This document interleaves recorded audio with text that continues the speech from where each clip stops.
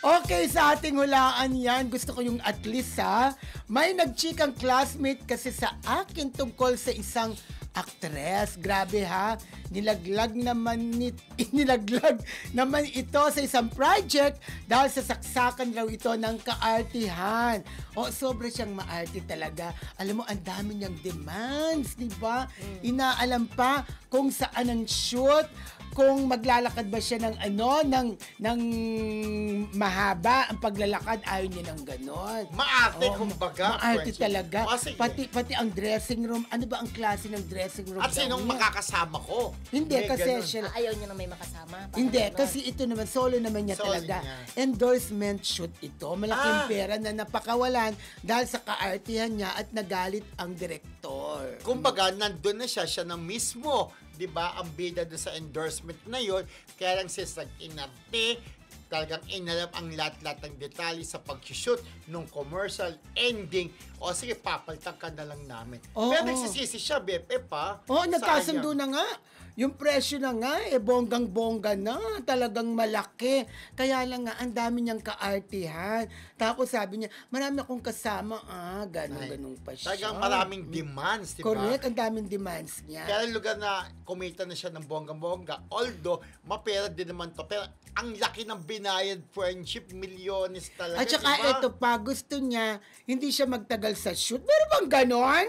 Yes, nakakaloka itong actress na ito. Kaya nagagalit sa'yo, actress si BFF Rodel, di Naku, ba? maraming ganyan, hindi lang si actress na yan. No? Oo, totoo. Pentras na sumisikat, nagbabago yung mga ugali. Halos, karamihan po. No? Tsaka bakit ang arte-arte nila, no? Pag sumikat, no? Parang feeling nila, di ba, feeling na, bongga kami. Sa bagay, mga sikat naman talaga, yayaman eh. Pero actually, di ba, marami tayong nakakausap na sila kapag kakalap yung kapwa-artista, puri-puri, may na-blind item ka, puri-puri, ang galing, ang galing. Pero pagtalikod, alam mo yan, Tapos sabi pa, mga pa, artista, di ba? dapat yung aircon malakas sa ayoko ng And then, pagka mahina din siya na mismo magpalakas sa kanya. Kakaloka. Ilagay mo sa number 16, sabi. ang dami niyang Para malamig, demands. di Diyos ba? ko. Ayaw Kaya naman- tuloy na imbierno sa kanya ang production. Lalo na ang director, ang ending, pinalitan siya. Yes, syempre, malaking pagsisisi din on her part dahil nga nawala yung milyones sa kanya, di ba? Alam mo, yung endorsement na yon tungkol sa buhok. Ay, hindi ako kinuha dyan kasi bawal. Ang clue alam Ang nyo clue. na. Oo. Kung tungkol sa buhok yan, ang clue, maganda ang buhok niya. Yes. Oo, maganda. Shiny, ganon. Kumbaga ano yan, At parang saka kung may nakikita kayo, di ba, ang dami nag-endorser din sa mga Shampoo. produkto na sa buhok, di ba?